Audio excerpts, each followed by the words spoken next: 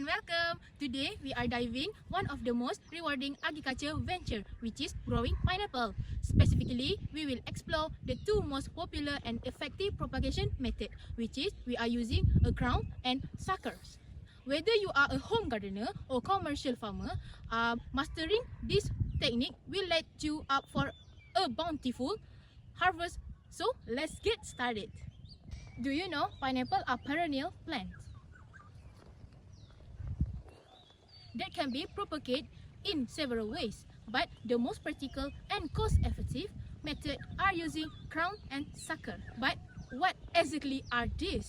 So the crown are the leafy tops of mature pineapple, which is the part you are normally discard. Sucker are shoots that grow from the base of the plant after fruit harvest.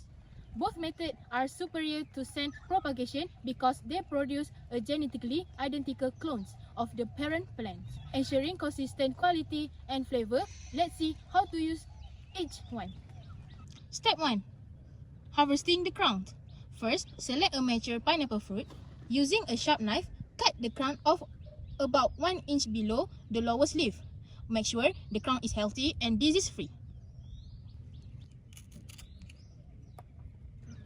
Step 2. Preparing the crown. Next, remove the lower leaf to expose about 2 until 3 inches of the basal stem.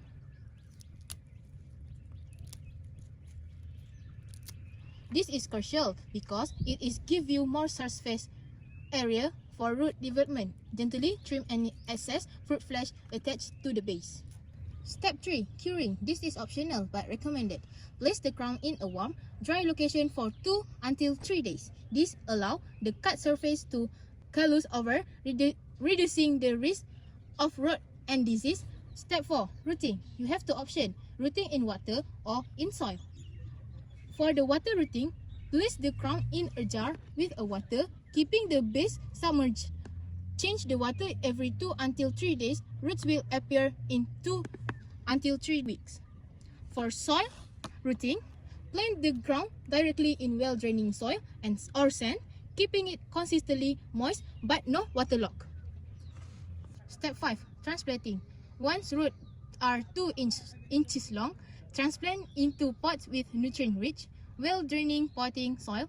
Place in indirect sunlight and maintaining moisture for 4 until 6 weeks before moving to the garden.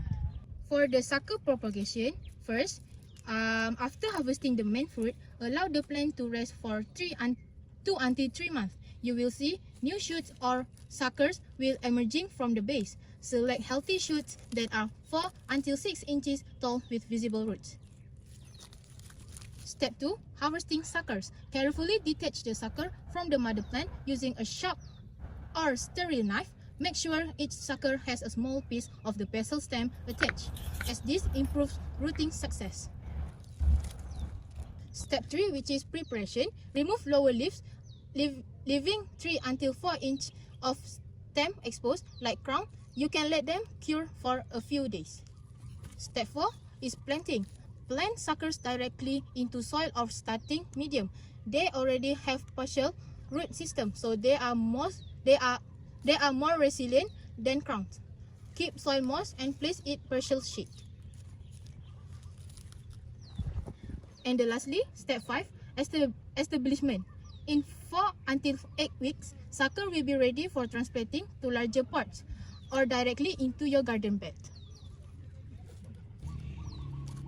So, why do crowns and sucker matter so much for crop growth and productivity?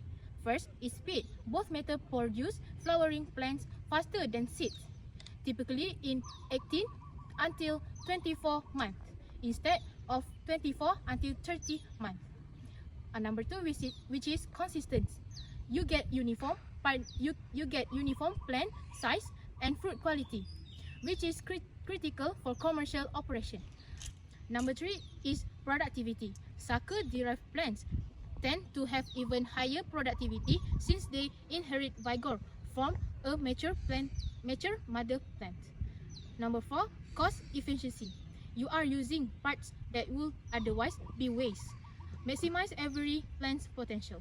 And lastly, disease prevention. Compared to seeds, This asexual method reduces disease transmission when sourced from healthy stock.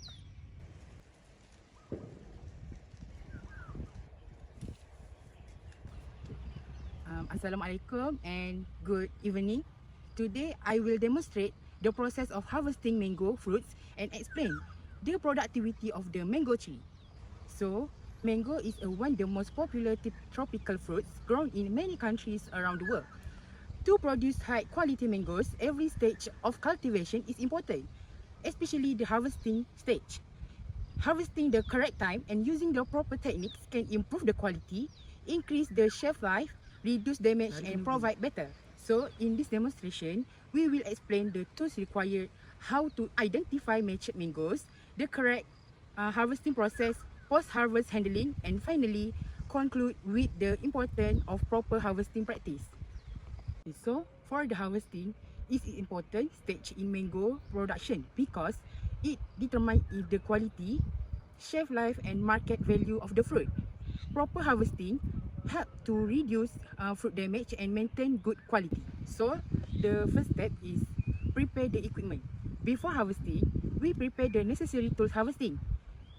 Harvesting pool or fruit picker, pruning shears, collection basket or container, and glove. All equipment should be to clean and good condition. Step 2. Identify mature fruits. Indicator include maximum size, skin changing from dark green to light green or yellowish green, full shoulder and slightly sweet aroma. For the step 3, harvest the mango.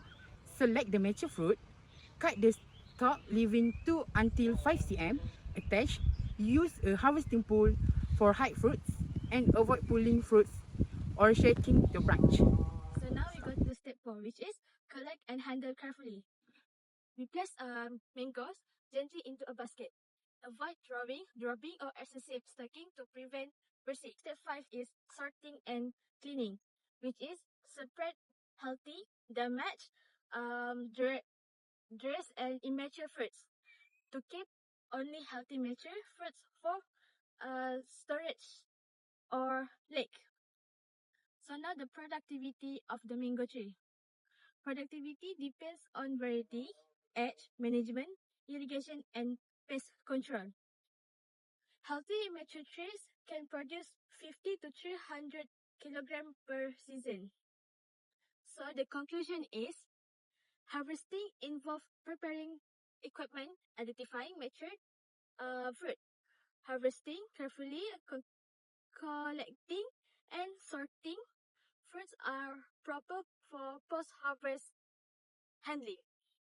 Following this procedure help produce high quality mango and reduce losses. That's all from me. Thank you.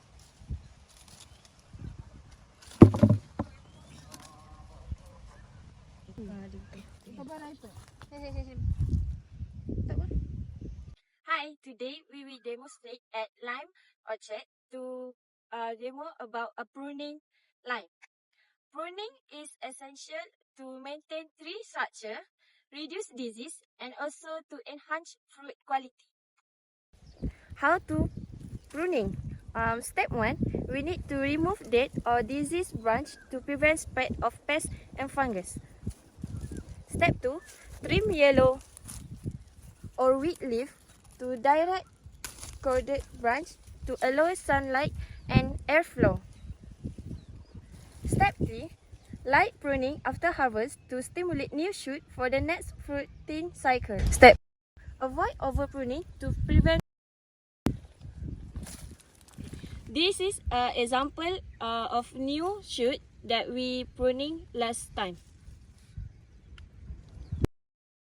So, pruning improves crop growth by enhancing photosynthesis, reducing disease risk, and balancing vegetative and reproductive growth in reproductive growth. It ensures sustained productivity and makes orchard management easier. So, in the conclusion, pruning is a vital agronomic practice for limau. Its strength tree health, improve fruit quality, and ensure long-term orchard success. Thank you for watching our demonstration.